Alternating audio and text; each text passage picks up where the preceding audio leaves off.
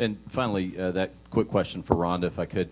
Rhonda, you obviously quick turnaround from Miesha Tate fight to this one, but you didn't take any damage tonight. Do you know, can you tell us anything about, from movie schedules and that kind of thing, anything that might keep you from returning to the octagon sooner than later? Do you have a thought about how quickly you'd like to be back in there? I always told Dana that I'll fight on 24 hours notice whenever he needs me. But I'm fighting, sorry, not fighting. I am filming Entourage in the middle of March, and then Expendables comes out in August. But I usually have a hard time staying away from the gym, so I'm probably going to get bored within a couple of weeks. And, you know, whenever they need me, I'll fight. But it seems like late summer seems kind of a cool time, but, you know, I might want to fight sooner than that. Rhonda, if we could just get your thoughts. We couldn't hear you very well with the crowd, the boos that you get now. Can you walk us through the stoppage and what your thoughts on it? Some people seem to think maybe it was a touch early. What were your thoughts on it?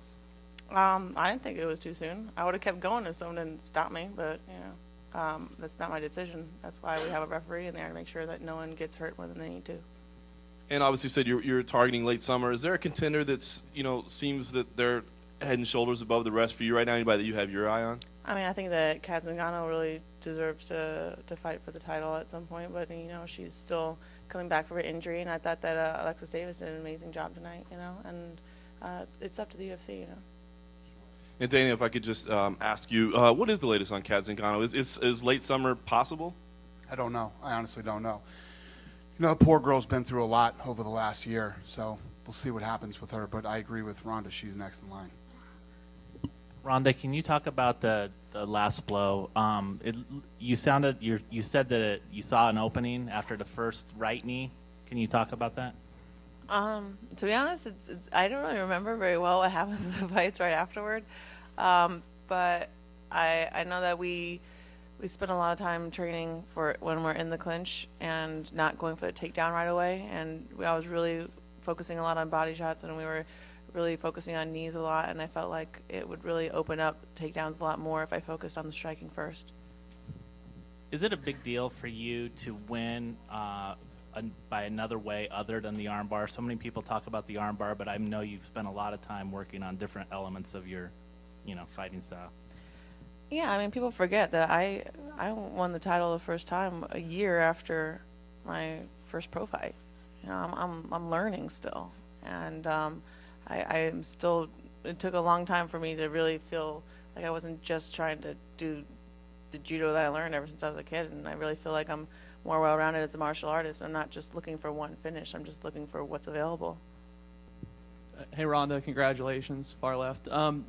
Leading up to this week, the fight, we heard you talk a lot about your striking, probably more than normal. Did you kind of see this coming, that this might be an opportunity to showcase that part of your game? Yeah, actually, I promised my coach this time that I was going to drop her with a body shot. And we called it, and we trained it a lot, and it was just a goal that I had in this fight.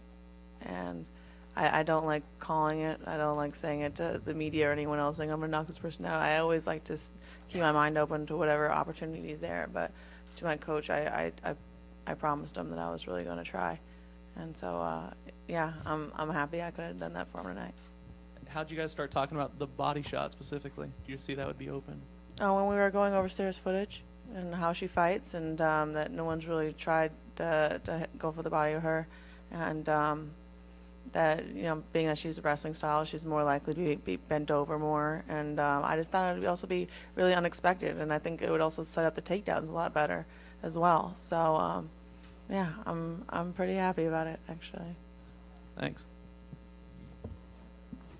If we could start with Sarah, please. We had trouble hearing you in the cage afterwards because it was so loud in there. Can you kind of walk us through what happened at the stoppage there, and if you felt that maybe it was a little early? Is this on? Yep, go ahead. Looking back, because I just watched it on the screen, it did seem kind of quick.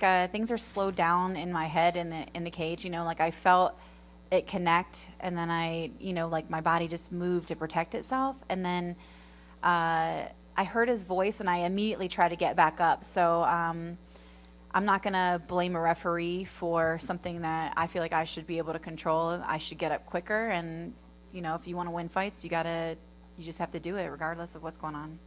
And I guess, I mean, without blaming anybody or putting it on anybody else, but can you just tell us how you're feeling now? It seems like such a lot of build-up, you know, to be over so quickly. You know, disappointed. I hate losing, so I don't know. I feel like I have to go back and get better. And Dane, I guess if we could just get your thoughts. I mean, if you gave Ronda a performance bonus, I'm assuming maybe you thought it was okay. I don't know. What did you think about the stoppage? Herb has had a couple quick ones lately. Listen, guys, I've been in this business a long time. I've seen that happen to Oscar De La Hoya. Seen that happen to De La Hoya and many other great fighters. You get hit to the body like that, and regular people that have never been hit to the body have no fucking clue what that feels like. Believe me when I tell you. She went down on her knees and she turned her head the other way. You know, could Herb have let her take some shots to the face? Definitely. But when the fight happened and I saw it, I said, "Oh man!" Then I watched the replay, and when I watched the replay, I thought it was a good stoppage. Question for Sarah, right in front of you. Just to clarify on the knee, did you have that paralyzed feeling like it was a liver shot? I mean, was that kind of what happened, where you couldn't move when you went down? I felt like I couldn't move, like right when it landed, like a split second after that, and then like when I hit the ground, like I got my bearings back. You know, like I once I heard his voice, I felt like I could move good. I talked to Herb, and he said one of the reasons that he stopped the fight when he did is you put your hands at your midsection and never moved to cover anything else. You know, so do you recall that? Like, do you recall where your hands and arms were? Are things just happening too fast when that goes on? Well, I just watched it, so it's kind of hard to. I didn't know that I did it when I was out there, but I think that when I heard his voice, I started reaching for a leg. So, but I think that it kind of happens automatically. I wasn't like thinking like, oh, I think I'd like to put my hand over my liver right now. So if that's what you're asking. Well, I was just saying, you know, he was concerned that you weren't covering your face after you got hit. He said you were guarding your midsection, and you know she's going to tee off on your face, and that's what he was concerned. He said he was concerned about. I don't think that I think she swung. I don't think that I got hit in the face when I dropped. Like I didn't feel it, so. And then you landed a pretty good right hand, you know, when that early storm came on. Did you feel it connected well, and did you see anything in her when you hit her with it? I felt really comfortable in the striking. It's probably the most comfortable I felt in my striking in any of my fights. Yeah, I felt like there were some good connections. You know, right at the end of my range, I was really relaxed, and yeah, something that I was satisfied with. A lot of talk about how this fight would be in the clinch. What did you feel out of Ronda in there? I mean, you didn't have a lot of time, but you had some clinch time fighting against the cage too. What was your thought on that? I felt pretty good. I felt like I should have moved a little bit better off the cage. You know, like I felt like I was standing there like a little bit more content to stay instead of I usually circle pretty hard off the cage. So just something to work on. I have a question for Sarah. To your left, Sarah. I just wanted to ask you about the game plan that you had coming into the fight. I think that was an intriguing aspect to this matchup, just because a lot of people thought that you would have, you know, some ideas about how to approach Ronda that maybe some other her opponents wouldn't, just because they don't have the background that you have. So, do you mind sharing a little bit what you thought the keys would be for you in this fight? Yeah, controlling the ties and using striking whenever I was open. So being right there in the range to do strikes, and then, beating the ties so to, not get thrown. Did you have a big focus at all on staying off of the fence, or did you just think that, given your natural style and the fact that you typically come forward, that it wouldn't be a problem for you? No, I pretty much always find the fence, whether it's, me pushing someone else on the fence or, vice versa. So, just that I didn't circle well enough off that I usually do.